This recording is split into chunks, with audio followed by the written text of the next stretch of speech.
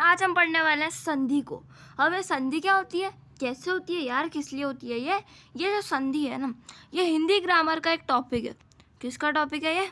अरे किसका टॉपिक है? अरे बोलो ना यार, हिंदी ग्रामर का ये एक टॉपिक है। ठीक है, तो आज हम पढ़ेंगे संधि को। तो जल्दी से स्टार्ट करें। और इससे पहले अगर आपने मेरे चैनल को लाइक नहीं किया, वीडियो को लाइक नहीं किया, तो जल्दी से लाइक कर दो ताकि मुझे पता चले कि आपको वीडियो कितना पसंद आ रहा है। और अगर नहीं पसंद आ रहा तो डिसलाइक भी कर सकते हो, उसमें कोई इशू नहीं है।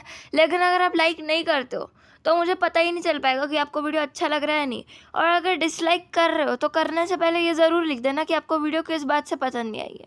ठीक है, तो और अगर आपने अभी तक सब्सक्राइब नहीं किया चैनल को तो जल्दी से सब्सक्राइब कर लो, क्योंकि जो है क्लास 9 के लिए सैनिक स्कूल के फ्री कोर्सेज बहुत कम है। और हमारा ये कोर्स चल रहा है ना, ये धड़ाधड़ कोर्स चल रहा है, मतलब एकदम स्पीड से जा रहा है। ये कुछ भी इसमें रुकावट नहीं आ रही। हाँ, थोड़ी बहुत रुकावट आ रही है, और आजकल मुझे इससे रिकॉर्ड करना पड़ रहा है।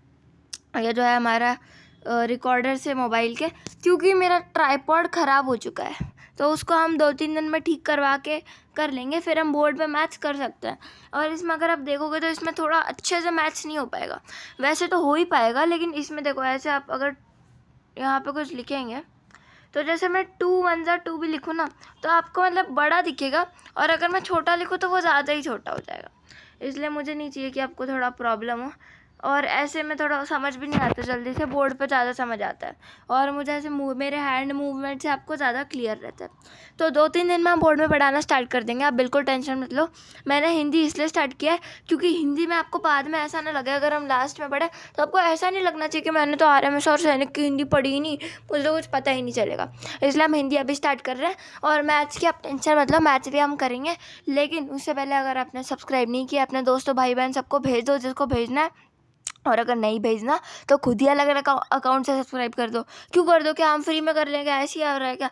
नहीं, सब्सक्राइब इसलिए करो, वैसे तो आपको कोई पैसा नहीं देना, कुछ नहीं है। अगर आपको मेरी मेहनत अच्छी लग रही है तो लाइक कर दो, लेकिन सब्सक्राइब क्यों करोगे? सब्सक्राइब इसलिए करोगे क्योंकि जब हमारे 50 यानी कि 50 सब्सक्राइबर्स हो जाएंगे तब हम लाइव क्लासेस स्टार्ट कर सकते हैं, जिसमें आप अपना डाउट्स मुझसे पूछ सकते हो। और टाइम भी आपके अकॉर्डिंग ही सेट होगा कि आपको कौन सा टाइम पर लाइव क्लासेस चाहिए, तो उस टाइम पर हम स्टार्ट कर देंगे। ठीक है, तो आज हम पढ़ेंगे संधि के बारे में। तो चलो जैसे स्टार्ट करते हैं, संधि क्या होती है। अब देखो, अगर मैं आपको सिंपल भाषा में समझाऊँ, ये तो सब है किताबी ज्ञान, बुक की भाषा है, ठीक है, लेकिन अगर मैं आपको सिंपल भाषा में समझाऊँ तो संधि का मतलब क्या होता है। अब संधि एक ऐसी चीज़ रहती है, संधि को हम एस से डिनोट कर लेते हैं, एस से मान लेते हैं। ठीक है, संधि एक ऐसी चीज़ रहती है जो कि 2 वर्ड्स के मिलने से बन जाती है। जैसे मेरे पास एक वर्ड है, एक वर्ड क्या लूँ मैं, एक वर्ड ले लिया मैंने, एक वर्ड ढूंढ लेते हैं। चलो मेरे पास अभी राम और अनुज। ठीक है, मेरे पास एक वर्ड है राम, ठीक है, मेरे पास है एक वर्ड राम, और एक वर्ड है मेरे पास अनुज। तो इनको जोड़ने से जो वर्ड मुझे मिल गया रामानुज, उसी को बोला जाता है। हैंड राइटिंग थोड़ी ख़राब आ रही है, वैसे तो मेरी हैंड राइटिंग अच्छी है हिंदी की, लेकिन हैंड राइटिंग इसमें थोड़ी सी ख़राब आएगी, तो इसका बेस्ट तो मैंने ट्राई किया अभी इसमें, रामानुज। ठीक है, तो हाँ, क्या बोलना था मुझे, हाँ, 2 शब्दों के जो मेल से, यानी कि 2 शब्द जब मिलते हैं उनसे जो वर्ड बनता है उसे ही क्या बोलते हैं हम लोग? अरे उसे क्या बोलते हैं? उसे बोला जाता है संधि बोलते हैं। क्या बोलते हैं? संधि बोला जाता है। ठीक है, तो आई होप आपको समझ आ चुका होगा, आपको बुक की कोई चीज़ तो पढ़ने की ज़रूरत है नहीं। तो चलो अब आगे बढ़ते हैं। संधि के ना 3 टाइप होते हैं। कितने टाइप होते हैं? संधि के 3 टाइप होते हैं, 3। एक होती है स्वर संधि, जो कि एग्जाम में सबसे ज़्यादा पूछी जाती है। एक होती है व्यंजन संधि, ठीक है, तो आप ऐसे याद कर लो, स्वर और व्यंजन संधि होती है। और एक होती है विसर्ग संधि। तो आज की वीडियो में हम पढ़ने वाले हैं स्वर संधि के बारे में, क्योंकि यही सबसे ज़्यादा कंफ्यूजिंग रहती है। और विसर्ग संधि की बात करें तो इसमें आपको कुछ रूल्स लर्न करने पड़ते हैं, जो कि आपको ट्रिक की फॉर्म में वीडियो में मिल जाएंगे अगली आने वाली वीडियोज़ में। इसलिए मैंने बोला सब्सक्राइब कर दो ताकि आपको नोटिफिकेशन भी मिलते रहें।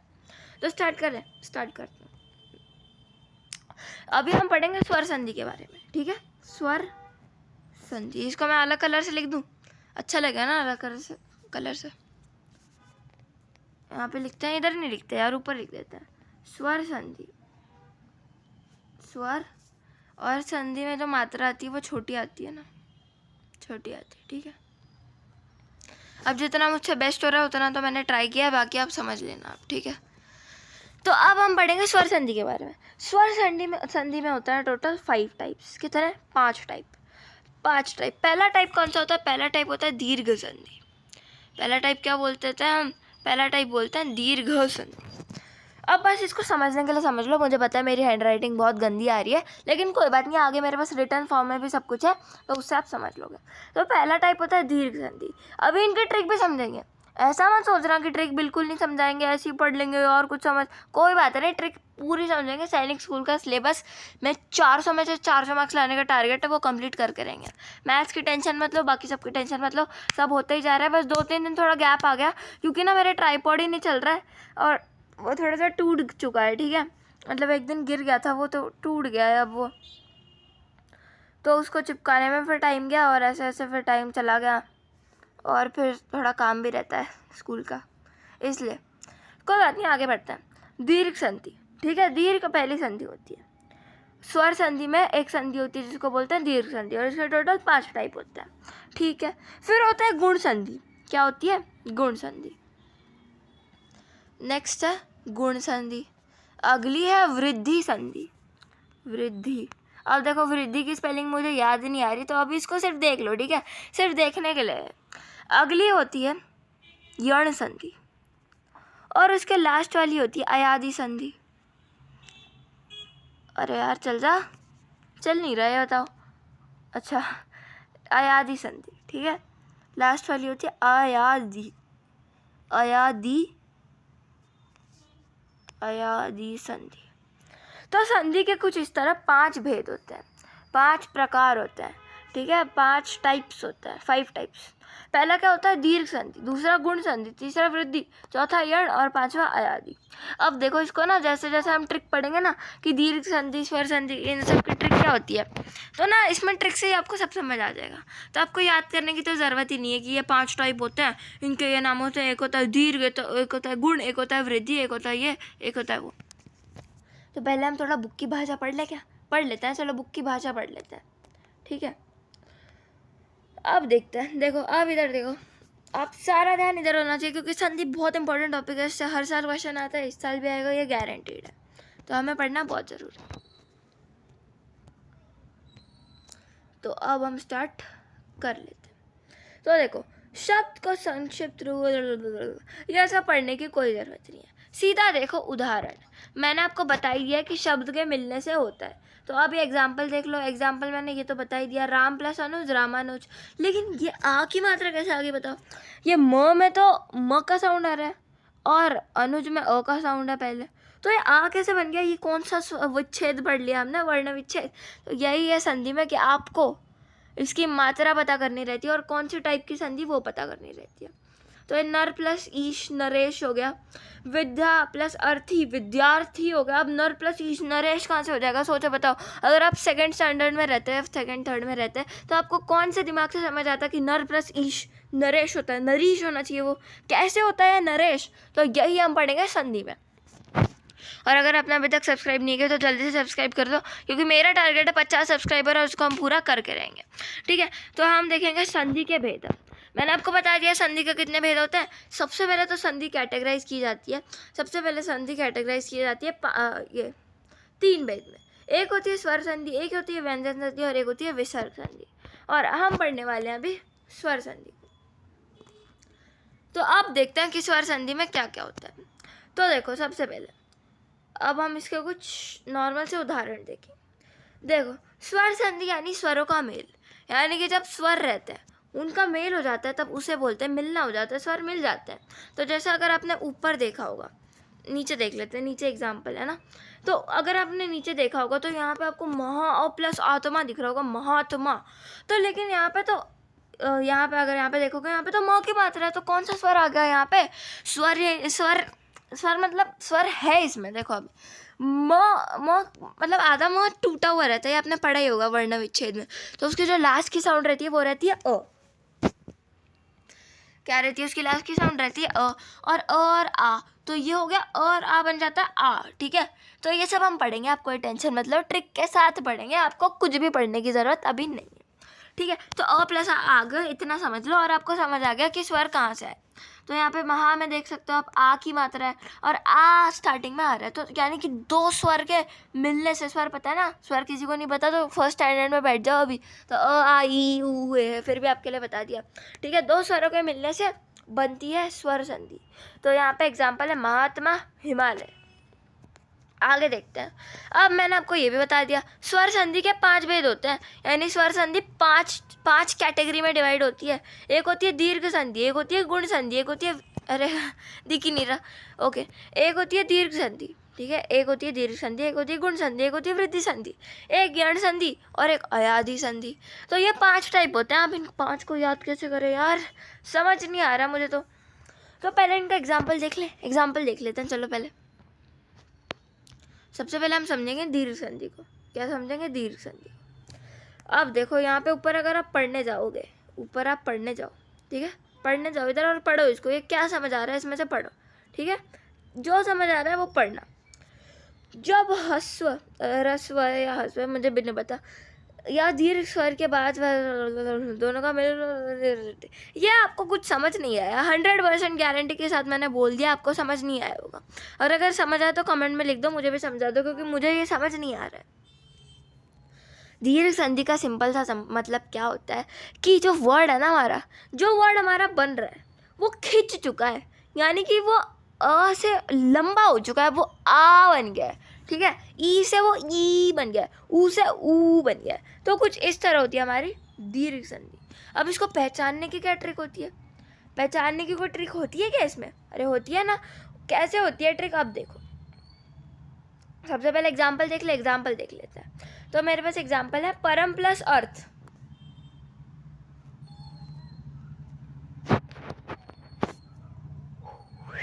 ओके, मेरे पास एग्जाम्पल है परम प्लस अर्थ, तो ये बन गया परमार्थ। अब ये कैसे बन गया देखेंगे। सार प्लस अंश बन गया सारांश। न्याय प्लस अधीश बन गया न्यायाधीश। देह प्लस अंत देहांत।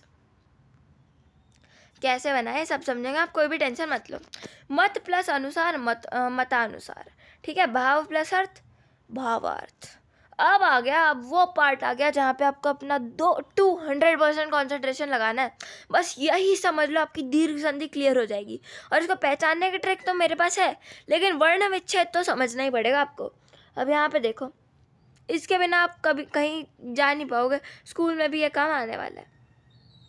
यहाँ पे देखो A plus A is equal to A. अब यहाँ पे दीर्घ संधि में क्या होता है, जो भी चीज़ें होती है ना, मतलब आपको स्वर दिखेगा लास्ट, पहले तो लास्ट में स्वर दिखेगा, जो स्वर है ये वाला जो वर्ड है इसके लास्ट में स्वर दिखेगा। म के लास्ट में स्वर है, आ हो गया उसके लास्ट में, है ना, म आधा और अ फिर और आ दिखेगा, तो ये बन गया हिमालय। तो लास्ट में स्वर ज़रूर दिखेगा, तो ये पहचानना एक तो बात। और उसके बाद एक पहचानना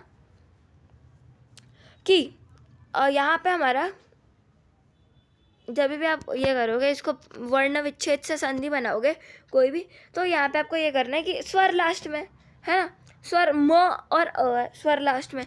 मेरी बात मान लो, अगर आपने पूरी वीडियो देख लेना आपको क्लियर हो जाएगा सब, लेकिन बस ध्यान से देखो, कहीं और मत देखो, अपना ध्यान सिर्फ इधर लगाओ।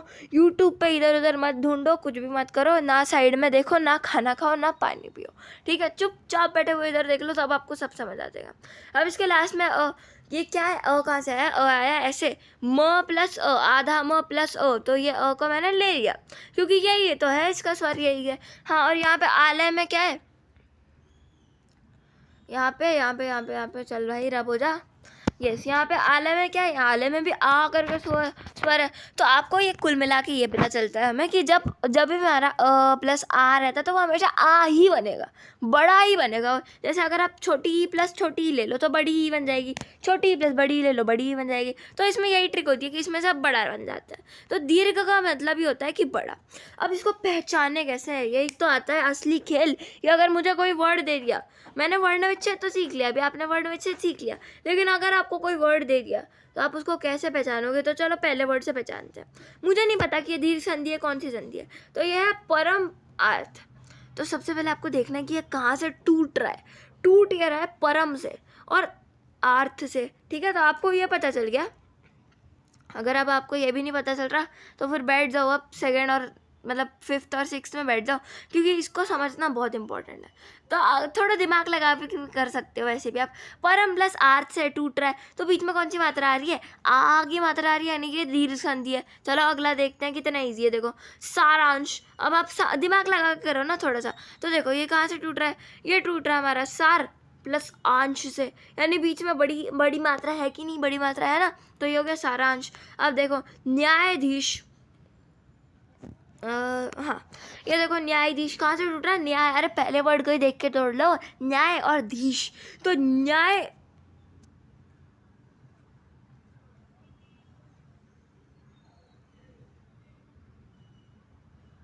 सॉरी 2 मिनट के लिए आवाज़ चली गई थी, कोई बात नहीं। मेरे ना थोड़ी कभी कभी वो कुछ गिर जाता है ना, तो प्रॉब्लम आ जाती है, ठीक है। तो यहाँ पे आप देख सकते हो न्यायाधीश में क्या होता है? ये न्याय है, ये धो है, लेकिन यहाँ पे तो आ की मात्रा नहीं है। यहाँ पे क्या करेंगे?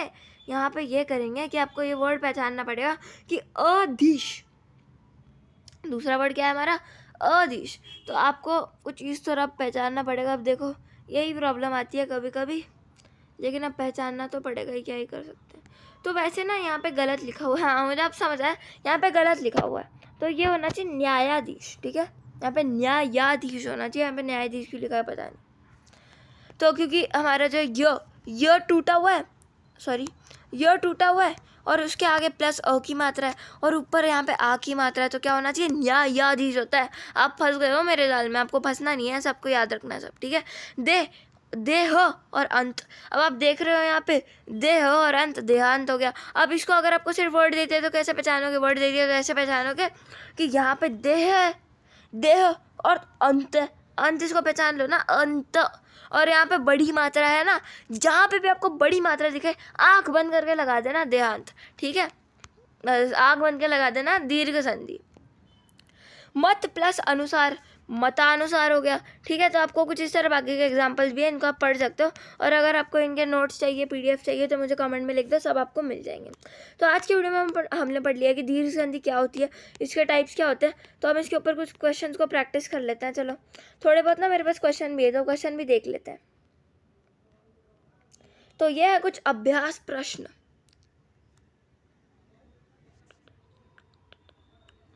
ठीक है। तो सबसे पहला यहाँ पे आप देख सकते हो सु प्लस सूक्ति का, तो यहाँ पे हमें सही वर्ण विच्छेद बताना है। तो यहाँ पे आप इसको कर ला सकते हो। 2 शब्द है यहाँ पे, नरेश पद हमने देख लिया था, नर प्लस ईश। अब समझ आया कैसे है? अब समझ आया? नहीं समझ आया होगा, कैसे समझ आ गया होगा? ये तो हमने दीर्घ संधि में तो सेम देखा, अ और आ, ई और ई, लेकिन ये तो अलग है ना, ये तो अ और ई है। तो इसको हम डिस्कस करेंगे अगली वीडियो में, बाकी सारे टाइप्स करेंगे अगली आने वाली वीडियोज़ में। अगर आपको आज की वीडियो पसंद आई हो तो जल्दी से लाइक कर दो, और फिर सब्सक्राइब भी कर दो, अपने बाकी सारे दोस्तों को शेयर कर दो। तो आज की वीडियो में इतना ही, मिलते हैं नेक्स्ट वीडियो में, तब तक के लिए